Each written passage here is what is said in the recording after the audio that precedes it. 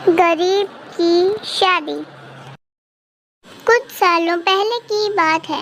मेरे साथ में काम करने वाले चपरासी लखन की बहन की शादी थी, तो उसने करीब 1 महीने पहले ही मुझे बता दिया था कि वो 20 दिन के लिए अपने गांव जाएगा।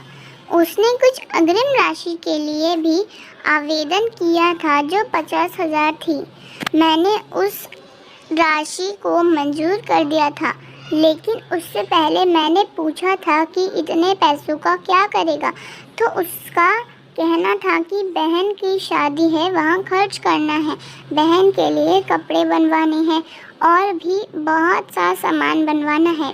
मेरी रजामंदी के बाद वो पैसे लेकर और हमारे सभी सहाय कर्मियों को शादी का न्योता देकर अपने गांव चला गया।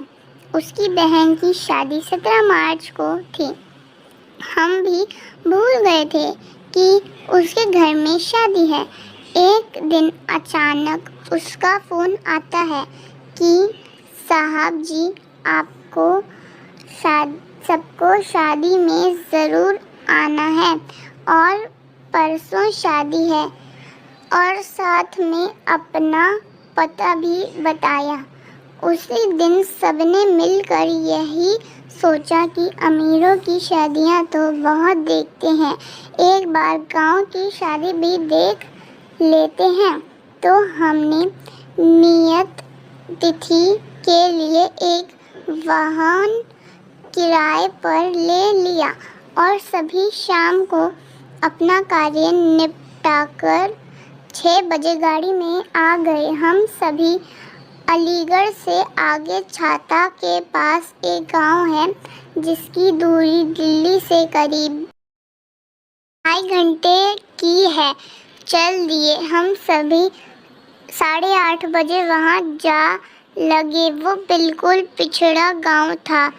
ये बात 2003 की है। उस समय इन्वर्टर नहीं हुआ करते थे, ना ही उन लोगों के पास इतने पैसे थे कि वो जनरेटर किराए पर ले ले। गैस वाली लालटेन से रोशनी की हुई थी। बहुत लोग थे, करीब 200 के आसपास। फिर भी बड़ा अच्छा माहौल था, सुकून था। खाने में भी एक दाल, एक सब्जी, दही बूरा डालकर और सब्जी में ऊपर से शुद्ध देसी घी डालकर खाना खिला रहे थे। बहुत ही अच्छा लग रहा था, जैसे किसी स्वर्ग में आ गए हों। ना ही फालतू का शोर, सिर्फ घर के नहीं बल्कि गांव के लोग भी पूरी बारात का स्वागत कर रहे थे।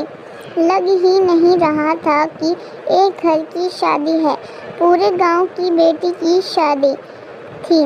वहाँ एक खास बात और देखी कि दही जमाने के लिए ये लोग हौदी का इस्तेमाल कर रहे थे। सुबह भी विदाई के समय पूरे गांव वाले परिवार की तरह खड़े थे और सबकी आंखों में आंसू भी दिखाई दे रहे थे बेटी की शादी के लिए। हम सभी लोग मिलकर कुछ सामान लाए थे, साथ में शगुन के लिए भी कुछ पैसे दिए थे। विदाई के बाद हमने भी चलने के लिए बोला तो लखन ने सभी के लिए शादी में बनी सब्जी, दही बूरा और सबको आधा किलो देसी घी का डब्बा बांध कर दिया। हमारे मना करने के बाद भी नहीं माना तो हमको लेना पड़ा। निकलने से पहले मैंने उसके हाथ पर 1,000 रखे और बोला कि इसे रखो, तुम्हारे काम आएंगे। तो लखन ने वो रुपए वापस कर दिए और बोला, साहब, मेरी बहन की शादी बहुत अच्छे से हो गई और मेरे ऊपर किसी भी तरह का कर्ज भी नहीं है, तो मुझे इसकी ज़रूरत नहीं पड़ेगी। इसे देने के लिए आपका धन्यवाद। फिर उसने बताया कि गांव के सभी लोगों ने मिलकर शादी की है। किसी ने घी दिया, किसी ने दूध, किसी के घर से बूरा आया और साथ में अपने खेत की ताज़ी सब्जियां तो थी ही। और सारा खर्च मिलाकर भी मेरे पास 2,000 बचे हैं, मतलब सिर्फ 48,000 में शादी। ये सब तो हम शहरी लोग कभी सोच ही नहीं सकते। साथ का असली मतलब गांव होता है। मैंने पहली बार समझा था। ध्यान हो ऐसे लोग जो सबको अपना परिवार मानकर कार्य करते हों, वहाँ कभी परेशानी आ ही नहीं सकती है। क्या हम शहरी लोग ऐसा नहीं कर सकते? दिखावे के चक्कर में लाखों रुपए बर्बाद कर देते हैं। 2 दिन बाद किसी को याद ही नहीं रहता कि हम किसी अमीर की शादी में गए थे और वहाँ क्या खाया।